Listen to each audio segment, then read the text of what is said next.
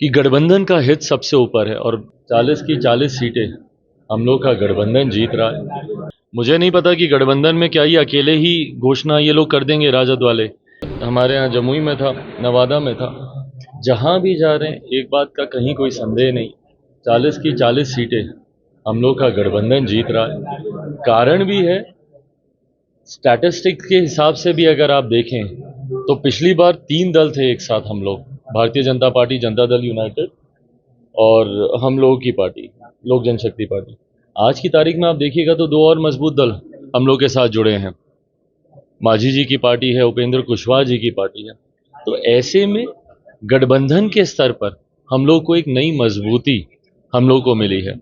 ये मेरे विश्वास को बढ़ाता है कि आने वाले दिनों में 40 की 40, पिछली बार 3 दलों के साथ हम लोग 39 सीटें जीत गए थे, अब तो 5 दल हैं, 5 दल के साथ हम लोग 40 की 40 सीटें जीतेंगे, कहीं कोई शक नहीं। कल जाके मुख्यमंत्री नीतीश कुमार से मुलाकात की है, किस तरीके से रहा होगा? भाई देखिए, चुनाव का समय है, गठबंधन, प्रचार, रणनीति, तमाम बातों को लेकर गठबंधन के साथियों के बीच में चर्चा होना जरूरी है। मैंने इस बात को हमेशा से स्पष्ट रखा है और ये क्लैरिटी ऑफ थॉट्स बहुत है मेरे भीतर कि गठबंधन का हित सबसे ऊपर है। और राजनीति का विद्यार्थी होने के नाते, स्टूडेंट ऑफ पॉलिटिक्स होने के नाते हम लोग को ये सिखाया अभी जाता है कि सबसे ऊपर राष्ट्र हित होता है, गठबंधन का हित आता है, उसके बाद आपके दल का हित आता है और अंत में कुछ बचे तो इंसान अपने व्यक्तिगत हित के बारे में सोच सकता है। राष्ट्र हित में प्रधानमंत्री जी का तीसरी बार प्रधानमंत्री बनना जरूरी है। जिस तरीके से देश की अर्थव्यवस्था को वो मजबूत करने का कार्य कर रहे हैं, जिस तरीके से गांव को शहर से जोड़ने का वो कार्य कर रहे हैं, तो ऐसे में प्रधानमंत्री जी का तीसरी बार प्रधानमंत्री बनना जरूरी है। उस राष्ट्र हित को साधने के लिए गठबंधन का मजबूत रहना जरूरी है। गठबंधन में अगर साथियों में आपसी ही कोई मतभेद रहा तो इसका लाभ विपक्ष उठाएगा, जो कि कतई उचित नहीं है। ऐसे में इन्हीं तमाम सोच को साधते हुए कल मेरी मुख्यमंत्री नीतीश कुमार जी से मुलाकात हुई। आने वाले दिनों में चुनाव प्रचार को लेकर क्या रणनीति रहेगी, कैसे रहेगा, इन तमाम विषयों पर कल चर्चा होगी। जिस तरह से पूर्णिया सीट को लेकर कर रहे थे, मर जाएंगे, आत्महत्या कर लेंगे, पूर्णिया को नहीं छोड़ दिया। आज पूर्णिया ने बीमा भारती को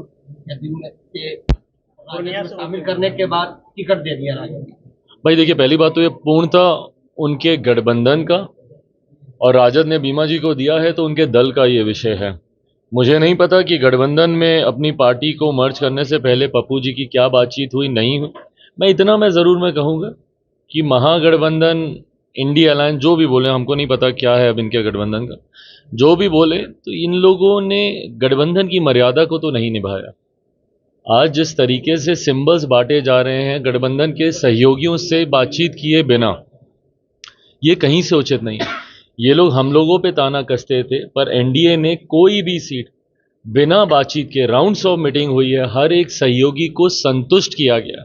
उपेंद्र कुशवाहा जी हो, मांझी जी हो, हम लोग की पार्टी हो, जदयू हो, हर किसी को संतुष्ट किया गया है भारतीय जनता पार्टी के द्वारा।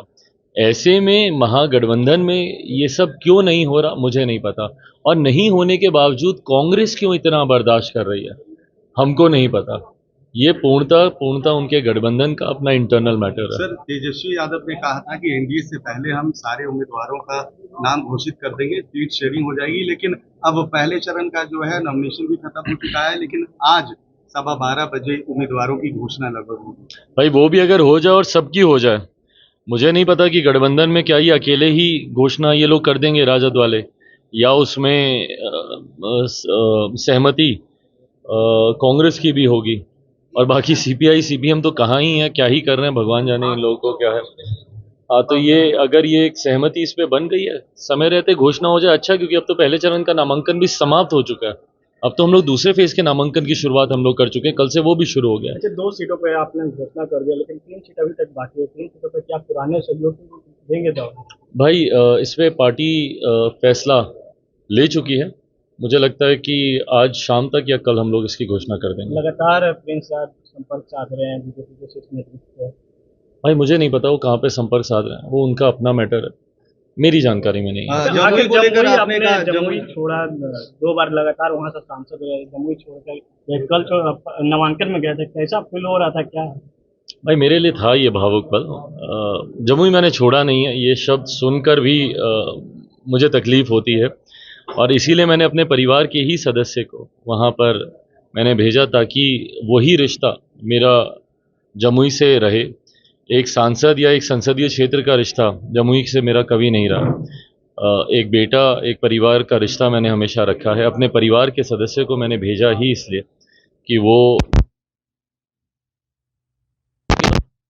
अनुरूप ही भी वहाँ पर काम कर सकें। मेरे पास दो दुविधाएं थी। अपनी कर्मभूमि, मेरे पिता के जाने के बाद पिता की कर्मभूमि को साधना भी एक पुत्र का ही उत्तरदायित्व होता है, जिसको मैं निभाने हाजीपुर जा रहा हूँ। बट मेरी कर्मभूमि के प्रति मेरी भी जिम्मेदारी है। उसके लिए मुझे नहीं लगता कि मेरे परिवार से बेहतर जो वहाँ पर बेटा बन के कार्य करे, उनसे बेहतर अरुण भारती जी से बेहतर कोई और नाम हो सकता है। एक आखिरी सवाल, मुख्तार अंसारी के जिस तरह से हार्ट अटैक से मौत हुई, सवाल खड़े कर रहे हैं कांग्रेस के प्रदेश अध्यक्ष ने आज ने कहा जांच होनी चाहिए। भाई बिल्कुल होनी चाहिए। अगर किसी को संदेह है तो उसमें क्या दिक्कत है, जांच कीजिए। अगर कुछ वो हो रहा है, हमको लगता है पोस्टमार्टम अभी चल ही रहा है, उससे सारी क्लैरिटी आ ही जाएगी। अगर हार्ट अटैक कहा गया है, अगर उसमें किसी को कोई शंका है तो जांच हो जाए। आपके पार्टी के राष्ट्रीय उपाध्यक्ष इस्तीफा दे दिया, अंदर घुसने का आरोप लगाया कि भाई हम उनको भतीजे की तरह हमको चाचा मानते थे। हत्या हो रही है। हम उनको चाचा नहीं, हम पिता तुल्य बोले थे, और हम आज भी हम मानते हैं। हमको नहीं पता कि कहाँ से उनको ये शिकायतें हमको लेकर आई। भाई आप ही लोग बताइए। और ये आई थिंक बहुत लॉजिकल ये सवाल है। हमारे पास नवादा या जहानाबाद की सीट आती, तब हम उनको नहीं देते तो संभवतः ये कहा जा सकता था कि हमने उनकी पीठ पे खंजर भोंका। वो भी तब कहा जा सकता था जब हम उनको ये वादा कर कर लाते। आपको याद होगा जिस वक्त वो हमारी पार्टी के साथ जुड़े थे, उस वक्त तो हम ही को नहीं पता था कि हम अगली लोकसभा में कहीं से चुनाव लड़ पाएंगे कि नहीं लड़ पाएंगे। हमारी पार्टी हमसे छीन ली गई थी। हमारे पास कोई पार्टी, कोई सिंबल, कोई संगठन कुछ नहीं था। ऐसी परिस्थिति में हम दूसरे को क्या वादा करेंगे जब हमारी खुद की स्थिति उस वक्त क्लियर नहीं थी। तो ये धोखा तब होता जब हम उनको वादा करते कि आप आइए, हम आपको लड़ाएंगे। उन्होंने भी उस वक्त यही विश्वास दिलाया कि आपके संघर्ष के दिन हम आपके साथ रहना चाहते हैं। इसमें आज अगर नवादा की सीट या जहानाबाद की सीट हमारे खाते में होती और हम उनको नहीं लड़ाते, तब भी एक बार के लिए वो हमारे ऊपर प्रश्न खड़े कर सकते थे। बट आप सब जानते हैं कि हमारे पास जो विकल्प मौजूद हैं, कहाँ से 5 सीटों पर हम कितने लोगों को हम लड़ा सकते हैं, ये नहीं संभव है। ऐसे में ही स्पष्ट होता है कि कौन पार्टी की भावनाओं के साथ जुड़ा है। और मुझे लगता है कि ऐसे बार बार दल, गठबंधन, संगठन ये बदलना, मुझे नहीं लगता कि ये उचित है। आप अगर किसी पार्टी के साथ जुड़ते हैं, उसकी विचारधारा के साथ जुड़ते हैं। अगर पार्टी में सिर्फ चुनाव लड़ने के लिए ही अगर आप जुड़ रहे हैं तो ये सोच भी गलत है। फिर ऐसे में फिर किसी पार्टी के साथ नहीं जुड़ना चाहिए, अगर उस पार्टी की विचारधारा से, उस पार्टी के सिद्धांतों से अगर आप सहमत नहीं हैं। धन्यवाद। Thank you.